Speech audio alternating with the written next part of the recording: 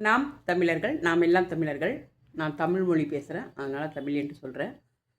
இப்போ நான் வந்து நிறைய அரசியலை பற்றின வீடியோக்கள் நிறையா போட்டுட்டு தான் இருக்கிறேன்.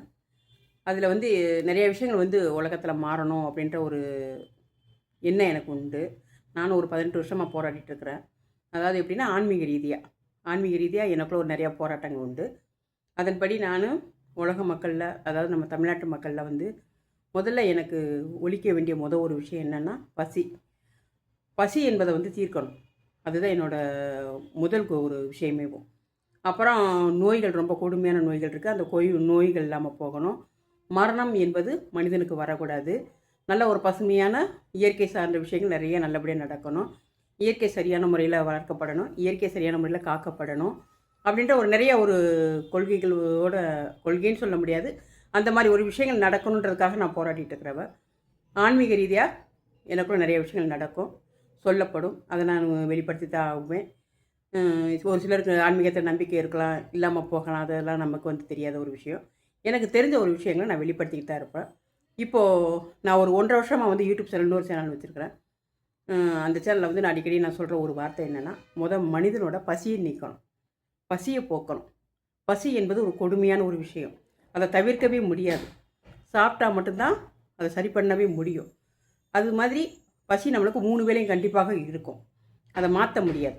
அதனால் நான் என்ன நினப்பேன்னா, பசியினால் வாழ்கிற மக்கள் நிறைய பேர் இருக்கிறாங்க. இப்போது நான் சொல்கிற எல்லா இடத்துலையும் சொல்கிற விஷயம் என்னென்னா, எதை என்ன பண்ணுறீங்களோ இல்லையோ, உணவு வழங்குகிற வேலையை முதல்ல செய்யுங்க. மக்களுக்கு உணவு வேணும். அனாத ஆசிரமத்தில் எடுத்துக்கோங்க, சின்ன சின்ன குழந்தைகள் ரொம்ப கஷ்டப்படுறாங்க உணவுக்காக. சின்ன குழந்தைங்க, பெரியவர்கள், முதியவர்கள் எல்லாருமே வந்து உணவுக்காக கஷ்டப்படுறவங்க அங்கே ஒரு செக்ஷனில் இருக்கிறாங்க. இன்னொரு செக்ஷன் வந்து ஜிஹெச்சில் வந்து நிறையா ட்ரீட்மெண்ட்டுக்காக வரவங்க குடும்பமாக வந்து மாதக்கணக்காக இருக்கும்போது அவங்களுக்கு வறுமை அதிகமாகி நிறைய பேர் பசியோடு கஷ்டப்படுறத நான் கண்ணால் பார்த்துருக்குறேன். சரிங்களா? அதுக்கப்புறம் பார்த்திங்கன்னா, இந்த பஸ் ஸ்டாண்டு இந்த பக்கம்லாம் கையேந்துறவங்க, பிச்சை எடுக்கிறவங்க அதிகம். பசிக்காக சின்ன சின்ன பிள்ளைங்கள சும்மா வாய்ப்பாடு வைக்கிற மாதிரியும், குழந்தைகளை இடுப்பில் வச்சுக்கிட்டு பிச்சை கேட்குற மாதிரியும், முதியவர்கள் வந்து பிச்சை கேட்குறதும், இதெல்லாம் ஏன் கேட்குறாங்கன்னா, அடுத்தவங்க கையேந்துறாங்கன்னா அவங்களுக்கு பசி அதிகம். அந்த பசியை போக்குறதுக்காக அவங்க வந்து அதெல்லாம் வாங்கிட்டு இருக்கிறாங்க. இந்த மாதிரி விஷயங்கள்லாம் நான் ஒரு 15 வருஷமாக நிறைய பார்த்து மன உளைச்சல், மன கஷ்டம், இதெல்லாம் எப்படி தீரும் அப்படின்ற ஒரு ரொம்ப கவலையோடு நான் இருந்தது உண்டு. முதல்ல நான் தீர்க்கணும்னு நினச்சது, கடவுள்கிட்ட நான் வேண்டினது, முதல்ல இந்த தமிழ்நாட்டில் இருக்கிறவங்களோட பசி தீர்க்கணும். நம்ம தமிழ்நாட்டை சரி பண்ணிக்கிடுவோம், அதுக்கப்புறம் உலகத்துக்குள்ளே நம்ம போகலாம். தமிழ்நாட்டில் பசி இல்லாத ஒரு உலகம் வேணும் அப்படின்னு நான் நிறைய தடவை கடவுள்கிட்ட நான் வேண்டியிருக்கிறேன். அது மாதிரி நான் சொல்கிறவங்ககிட்டையும் பேசுகிறவங்ககிட்டையும் கொஞ்சம் உணவளிங்க, உணவு கொடுங்க. முதல்ல தேவை, மனுஷனுக்கு தேவை வந்து உண்ண உணவும், உடுத்த உடையும், இருக்க இடமும். இந்த 3 கண்டிப்பாக நமக்கு தேவையான ஒரு விஷயம். மற்றது இருக்கோ இல்லையோ அது பெரிய இது கிடையாது. நமக்கு இந்த 3 கண்டிப்பாக தேவை. முதல்ல தீர்க்கப்பட வேண்டிய ஒரு விஷயம் பசி. அதனால் நான் நிறைய பேர்கிட்ட நிறைய விஷயங்கள் நான் பேசியிருக்கிறேன் அந்த மாதிரி. ஆனால் இப்போதைக்கு அது எதுவுமே ஈடுபடாமல் இருந்துச்சு. ஆனால் இப்போ வந்து ஆட்சியில் வந்து எனக்கு ஒரு பெரிய ஒரு இது கிடையாது, சரியான ஒரு இது கிடையாது.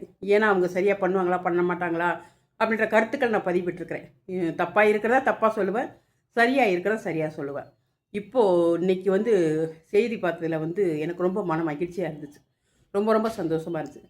சிஎம் சார் அவர்களே, விஜய் அவர்களே, நான் உங்களுக்கு ரொம்ப நன்றி தெரிவிக்கிறேன், ரொம்ப நன்றி தெரிவிக்கிறேன். நான் நீண்ட நாளாக ரொம்ப மனசால் குழம்பி ரொம்ப வேதனைப்பட்ட ஒரு விஷயம், சாப்பாடு கொடுக்குற ஒரு விஷயம்.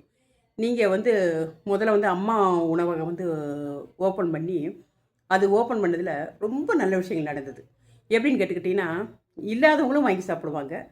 இந்த சும்மா இந்த ஆட்டோ ஓட்டுறவங்க, லோடு மீனுங்க, இவங்களுக்கெல்லாம் ரொம்ப சாதகமாக இருந்துச்சு. அங்கே நாங்கள் ஒரு 10 ரூபாய் கொடுத்தோம், 4 இட்லி ஒரு வடை, ரொம்ப ஈஸியாக இருந்துச்சு சாப்பாடு. அது ஒரு நல்ல ஒரு மகத்துவமான ஒரு விஷயம். உணவு வேணும், உணவு இல்லாத ஒரு மனுஷனோட உடம்பு எதுக்குமே ஆகாமல் போயிடும். அதனால் வந்து அது ரொம்ப ஒரு சிறப்பான ஒரு விஷயமா இருந்துச்சு. அதை தேவையில்லாமல் திமுக ஆட்சியில் வந்து அதை தேவையில்லாமல் அதை எடுத்து அகட்டி போட்டாங்க. யாராக இருந்தாலும் வயிற்றில் அடிக்கக்கூடாது, சரிங்களா? வயிற்றில் மட்டும் யாருமே அடிக்கவே கூடாது. அந்த செயலை தான் வந்து சும்மா ஒரு ஈகோ பிரச்சனையினால் அம்மாவுடைய திட்டம், அருமையான திட்டத்தை போயிட்டு எடுத்து போட்டுட்டாங்க. சரின்னு அதுக்கப்புறம் நான் நிறைய குழம்பியது உண்டு. ஆனால் இப்போ சிஎம் சார் வந்து அம்மாவுடைய உணவகம் திட்டத்தை வந்து அமலுக்கு கொண்டு வரதான் சொல்லிகிட்டு இருக்காங்க. இன்றைக்கி நான் செய்தி பார்த்தேன். அந்த செய்தி பார்த்தாலே எனக்கு ரொம்ப மனசு மகிழ்ச்சி ஆயிடுச்சுங்க. நீங்கள் என்ன வேணாலும் செய்யுங்க. சிஎம் சார் அவர்களே, விஜய் அவர்களே, நான் உங்களோட ஆட்சியை வந்து நான் ஏற்றது உண்டு. எனக்கு அவ்வளவான அதில் ஒரு நம்பிக்கை இல்லை. ஆனால் நல்ல நல்ல திட்டங்கள் மக்களுக்கு வந்தால் நான் ரொம்ப உங்களுக்கு வந்து ஒரு பெரிய அளவில் சொல்லிட்டு வைக்கிறேன். ஓகேங்களா? ஏன்னு சொன்னாக்கா, பசியை தீர்க்கணும், இருக்க இடம் வேண்டும், உடுத்த உடை வேண்டும். இந்த 3 தான் மக்களுக்கு முக்கியமான ஒரு விஷயம். இருக்கிறவங்க பணத்தை கட்டுக்கட்டாக மூட்டை மூட்டையாக கட்டி ரூம்குள்ளே வச்சுட்டு சொகுசு வாழ்க்கை வாழ்கிறாங்க. என்ன, எவனுக்கு பசிக்குதா, பட்னியாக கிடக்கிறானா, சாகுறானா, பிழைக்கிறானான்றதை யாரும் சிந்திக்கிறது கிடையாது. அந்த மாதிரி காலமே மறந்து போச்சு. சரிங்களா? ஏழைக்கு உதவுற எண்ணமே யாருக்குமே இல்லாமல் போயிடுச்சு. தான் நல்லா இருந்தால் போதுன்னு தான் வாழ்ந்துட்டு இருக்கிறாங்க. பசியை அறியலை. கொஞ்சம் கீழ் மட்டத்தில் இறங்கி போனீங்கன்னா தெரியும், அது ஒரு ரண கொடுமையாக இருக்குது. இறங்கி போனோம்னா ஒருத்தரோட பசியும் ஆவல அதில் அலைகிறதும், ஐயோ ஒரு வேளை பசி பசி பசின்னு அது கொடுமை, சொல்ல முடியாத ஒரு கொடுமை. சரிங்களா? அதை இப்போ வந்து அம்மா உணவகத்தை நீங்கள் கொண்டு வந்திருக்கிறீங்க. நான் இன்றைக்கி செய்தியில் பார்த்தேன். அது உண்மையாக இருக்கணும், அது சத்தியமாக இருக்கணும்.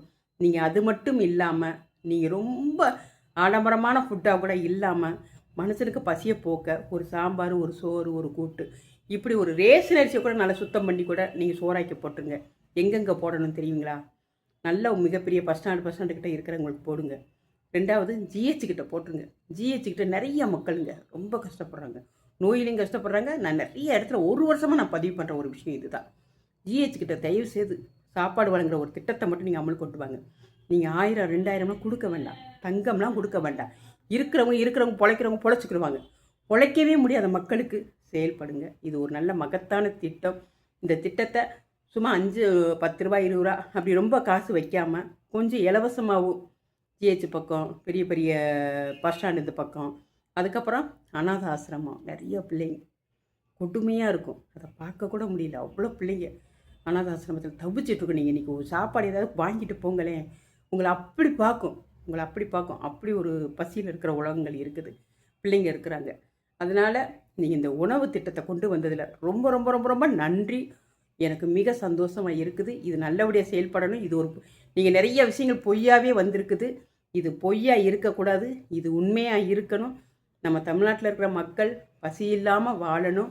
இன்னும் அடுத்தடுத்து இருக்க இடமில்ல, வாடகை கொடுத்து வாழ முடியல. பிளாட்பாரத்தில் கொசு கடியிலையும் அந்த கடியிலையும் தூங்குகிற மக்கள் எவ்வளவோ பேர். டென்ட்டு கொட்டையை போட்டுட்டு உட்காந்துருக்கோம். டென்ட்டு கொட்டை எவ்வளவோ பேர். சும்மா இடத்த பூரா பெரிய பெரிய பணக்காரங்க வாங்கி வச்சுக்கிட்டு, முதலைகள் வாங்கி வச்சுக்கிட்டு மக்களுக்கு வீடு இல்லாமல் போட்டிருக்குது. குடியிருக்க முடியல, வாடகை கொடுக்க முடியல. இந்த அவலம்லாம் நானுமே பட்டுட்ருக்கிறேன். நான் நடுத்தர குடும்பத்தில் இருக்கிற எனக்கே இவ்வளோ கஷ்டங்கள் இருக்குது. அடிமட்டத்தில் இருக்கிற மக்களோட நிலைமையை யோசிச்சு பாருங்கள். ரோட்டில் படுக்கிறவங்களுக்கு எவ்வளோ கஷ்டம் இருக்கும். எல்லா நிலத்தெல்லாம் பொது நிலமாக மாற்றுங்க. மக்களுக்கு எனாமல் கிடக்கிற மாதிரி செய்யுங்க. நிலம் கடவுள் கொடுத்த பூமி அது, மக்களுக்காக கொடுக்கப்பட்ட பூமி அது. மக்களுக்கே கொடுங்க, அதை மக்கள்கிட்டே கொடுங்க. நீங்கள் எங்கே வேணாலும் இருந்துக்கோங்க, எங்கேனாலும் வீடு கட்டி வாழ்ந்துக்கோங்க. நீங்கள் எங்கேனாலும் நிலம் பயிர் செய்கிறீங்களா, என்ன செய்கிறீங்களோ செஞ்சுக்கோங்கன்னு சொல்கிற அந்த ஒரு இதை கொண்டு வாங்க. அதை நீங்கள் கொண்டு வருவீங்களா கொண்டு வர மாட்டீங்களான்னு எனக்கு தெரியாது. ஏன்னா அது யாராவது எப்படியாவது காலத்தால் மாறும். அது கண்டிப்பாக அது நடக்கும். சரிங்களா? பணம் என்பது அழியத் தொடங்கிடும். மக்களுக்கு தேவையான அனைத்தையும் கடவுள் மூலியமாக, நமக்கு யார் மூலியமானாலும் அது மாற்றத் தொடங்கும். எனக்கு மாற்றம் என்பது நாம் தமிழர் மேலே தான் ரொம்ப இது இருக்குது. அவங்க வந்து இயற்கை வளம் இதெல்லாம் வந்து சரியாக காக்கிறவங்க, உண்மையின்படி நடக்கிறவங்க, ஒரு என்ன சொல்கிறது, ஆளுமை மிக்கவங்க. சரிங்களா? சரியாக செய்வாங்க. யாராக இருந்தாலும் எதிரியாக இருந்தாலும் அடித்து வெட்டுறதுக்கு அவங்களால முடியும். அதனால் அவங்க வந்து இயற்கை வளங்களுக்கு சரியாக வந்துடுவாங்க. அது ஒரு கூடிய காலம் வரும்போது வந்துடும். ஆனால் இப்போ இருக்கிற சூழ்நிலைக்கு உணவு வழங்குகிற திட்டம் மிக மிக மிக மிக நல்ல திட்டம். இந்த திட்டத்தை விட்டுறாதீங்க. மக்கள் எல்லாருக்கும் தயவு செய்து சாப்பாடு போக உதவி செஞ்சுருங்க. நீங்கள் இந்த ஒரு உதவி செஞ்சாலே போதும். உங்களை சிஎம் ஆக்குறதுல நாங்கள் ரொம்ப ரொம்ப பெருமைப்படுவோம். தயவு செய்து இந்த இது நல்லபடியாக நடக்கட்டும். நன்றி, வணக்கம். முதலமைச்சர் சிஎம் விஜய் அவர்களுக்கு ரொம்ப ரொம்ப நன்றி. இந்த திட்டம் கண்டிப்பாக வெளிவரணும், அது சரியாக நடக்கணும். நன்றி, வணக்கம்.